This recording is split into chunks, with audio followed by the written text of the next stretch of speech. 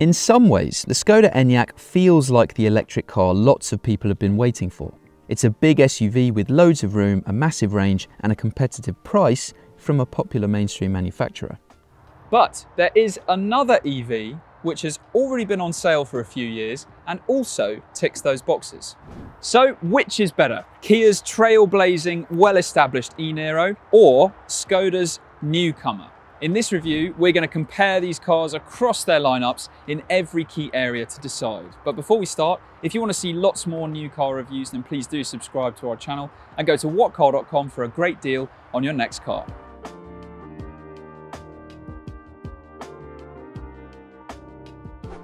So let's cover the basics first and talk about what's available with both of these cars. And we'll start with the e-Niro because this is the car that the Enyaq's got to beat, and it's been around for longer, hasn't it? So with this car, there's a choice of two different batteries. You can get a 39 kilowatt hour version in one trim, or you can get this 64 kilowatt hour version with a longer range and a choice of three different trims.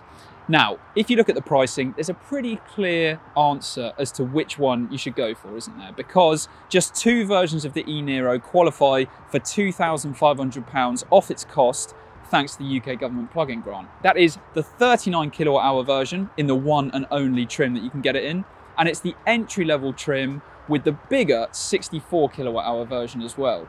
Now that is the one to go for because there really isn't much of a difference in price between those two versions, and you get a big chunk of extra range with it as well. The car that we've got today is the 4 Plus. The Enyaq is Skoda's first dedicated modern electric car, and it's bigger overall than the e-Niro. It's also very similar and very closely related to the VW ID4 and the Audi Q4 e-tron. And if you want to watch our Q4 review, click on the link at the top of the screen there. Now, when it comes to pricing, just like the e-Niro, there are two batteries to choose from in the Enyaq. There's this 60 version, which is eligible for the UK government plug-in grant, and there's also an 80 version, which is more expensive, doesn't qualify for the grant, but gets you a longer range. But you can see from looking at the price list that the 60 is very competitively priced, even when you do compare it against the e-Niro, which itself is very good value and smaller than the Enyaq. But which of these two cars do you think looks better? Tell us in the comments below.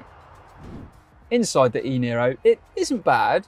It's not amazing either, but it isn't bad. The materials and the finishes are okay, but you do have some harder plastics on show around here. The storage is pretty good. You've got a lot under this armrest here, another big storage compartment just in front of that with two cup holders, and a big open tray down there, as well as room for some wireless phone charging at the bottom of the dashboard down here. You also have a big digital driver display in the e-Niro, which is actually bigger than what you get in the Enyaq. And as for the infotainment system, it's pretty impressive there. So you get a 10.25 inch screen, unless you go for entry-level 2 trim, which gets a smaller 8-inch screen. And it's got an easy, simple layout. You've also got some helpful shortcut buttons too. And even if you do go for the smaller screen, it's still simple and easy to use it. The Enyaq gets a much bigger 13-inch touchscreen, no matter what trim you go for. And it's really easy to see, really easy to reach, but it isn't as good as the system that you get in the e-Niro. So the software itself is a bit laggy, can be a bit kind of slow and not that snappy in its responses. Plus, we've had quite a few Enyaqs on test that have been quite glitchy and have crashed. This one seems to be behaving itself so far, but you still don't really trust it, especially because this system isn't a million miles away from what you get in the VW ID4, which is just full of glitches and really, really poorly laid out. This does have a slightly simpler layout, is easier to get your head around, but it's still not as good as what you get in the e-Niro. And as always, having climate controls within a touchscreen itself is always going to lose out to having physical controls. So with the Enyaq, it's very frustrating having them on the screen, whereas in the e-Niro, it couldn't be simpler. With the digital driver display in the Enyaq, it looks tiny because this screen is absolutely massive, but really it's big enough. It is smaller than what you get in the e-Niro, but you can easily see what speed you're going. It's got quite a nice design to it as well. The only problem is that this battery gauge is really quite small, and the amount of miles that you've got left is quite small as well. So you do need to put your reading glasses on to be able to see it properly. But aside from the tech, Skoda's done a really nice job up front in the Enyaq. It's got a real good feeling of quality throughout, nice materials, nicely finished, all put together really nicely. And you've got to say that for an EV at this price point, there really isn't much else that's better than what the Enyaq is, and it does beat the e-Niro in terms of interior quality. It also has a slight victory on storage space as well. Not that the e-Niro is small or stingy in what it offers, but in the Enyaq, the spaces are just a bit bigger. So under the armrest here, you've got this massive cubby hole. All of this on the center console is massive, plus you've got this huge tray underneath all of it as well. Plus the door bins are a little bit bigger and carpeted. Now, we've already said that the e-Niro is the smaller car overall. You'll still be able to get a few tall adults in the back here relatively comfortably. I'm just under 6 foot, driver's seat is in my driving position, and it doesn't feel cramped at all. I've got a good amount of legroom there. Headroom is also pretty good, although if I was a bit taller, it might just then begin to feel a bit cramped. But overall, pretty good really. You would, of course, be more comfortable in the back of the Enyaq though, because it's the bigger car. So tall adults will have plenty of leg room and headroom to spare. It really is amazingly spacious back here. It feels really open. Plus, there's no hump in the floor, and there is a small one in the e-Niro. Plus, as an optional extra, if you spend £330 on the family package basic, then as part of that, you get 2 USB-C ports in the back of the Enyaq. You can't get any USB ports in the back of the e-Niro. Another thing this gets, which the e-Niro doesn't, is a ski hatch. So, no great shock really, but this massive SUV is more practical than the e-Niro.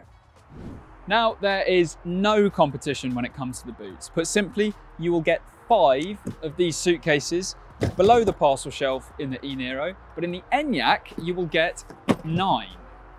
But the e-Niro's boot is still a good size relative to its rivals. You also get a decent amount of underfloor storage for the charging cables, and when you drop the rear seats, they're flat all the way to the front seats. So it is still reasonably practical.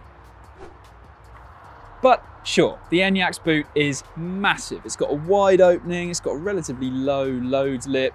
You do though want to add the transport package for £260, which gets you a height adjustable boot floor.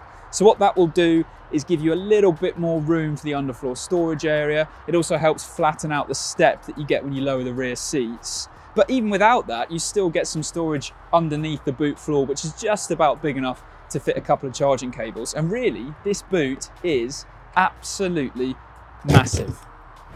By the way, lovers of frunks or fruits will be very disappointed with these two cars because there's no extra storage under their bonnets.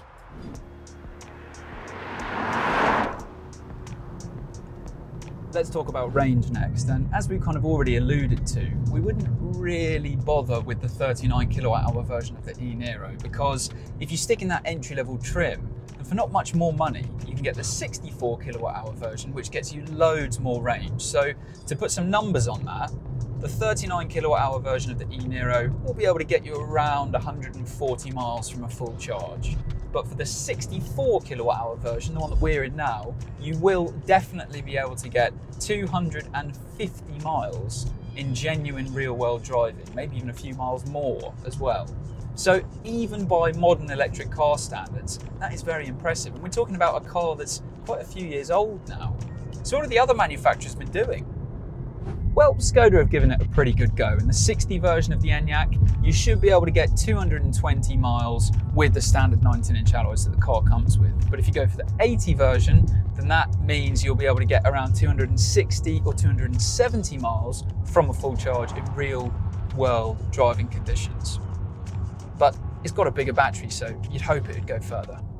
And when you run out of juice, the 39 kilowatt-hour e-Niro charges at up to 50 kilowatts from a public CCS charger, the kind you find at motorway service stations. The 64 kilowatt-hour battery can charge at up to 77 kilowatts, so if you can find a faster charger, you're looking at about 45 minutes for a 10 to 80% charge. But that maximum charging speed is quite slow. The 60 version of the Enyaq can charge at 100 kilowatts, while the 80 can go up to 125. And at those speeds, you'll get a 10 to 80% top up in around half an hour. But if the charging and the range seems a little in favour of the Enyaq, the point to make here is that the e-Niro manages its battery reserves more efficiently. So you can expect to cover around 4 miles per kilowatt hour compared to something around 3.5 miles per kilowatt hour in the Enyaq. Those figures are for the big battery versions of both. All of which means the actual cost per mile for electricity is likely to be higher in the Enyaq, in the same way you're likely to pay more to fuel a big heavy SUV compared to a slightly smaller one. The e-Niro is the quicker car, with the fastest version going from 0 to 60 miles per hour quicker than you will in any version of the Enyaq by quite some way as well. But the Enyaq is the more comfortable car. It's also quieter as well. But that's not to say that the e-Niro is uncomfortable, but the ride and the noise in here is just generally calmer and more relaxing than the experience that you have in the e-Niro. It's still not quite as impressive as the best riding petrol SUVs, and I suppose you've got the big heavy battery pack to thank for that and the impact that that has on the suspension setup required for the car. But still, by electric car standards, it's a really comfortable car to do some miles in. The steering is also more progressive and naturally weighted than it is in the e-Niro, but because this is the bigger car, then yes, it will lean ultimately a bit more in the bends. But there isn't night and day difference between how well these cars drive compared to one another. It's just that things in the Enyaq are a bit smoother. The other thing to factor into this battle is safety, but it's difficult to fairly compare the two cars. The Enyaq has been crash tested and recorded really impressive marks, gaining the full 5-star verdict from safety experts Euro NCAP. The e-Niro has never been put through the same process, but the regular fuel-powered Kia Niro has, and it scored well. But that was way back in 2016, and the tests have changed since then. When it comes to reliability, the e-Niro has proved pretty reliable in the years since its sale, and Kia overall has a better record than Skoda on that front. Plus, the e-Niro gets Kia's outstanding 7-year warranty as standard, while the Enyaq gets just 3 years. But the batteries in both cars are covered by separate 8-year or 100,000 mile warranties. The bottom line is, these are two fantastic electric cars. But if we absolutely have to pick a winner, then the Enyaq is more comfortable, quieter, more practical. If you go for the 60 version, that's the pick of the lineup, because for most people, it'll do your regular journeys, no problem at all, and even manage the odd family holiday with the range that it's got as well. If you are regularly going to be doing longer trips, then it's still worth looking at the 80 version though. For the e-Niro, we wouldn't go for the smaller battery option, because for not much more money, you get a much bigger battery with a much better range. And this 64 kilowatt hour version of the e-Niro, it's been around for a few years now. It's not a particularly new EV, but it is still a fantastic electric car. So really, whichever one you choose, you're getting a great EV. For lots more new car reviews, make sure you're subscribed to our channel. Please tell us in the comments below as well which car you would have. And if you want a great deal on your next car, go to whatcar.com.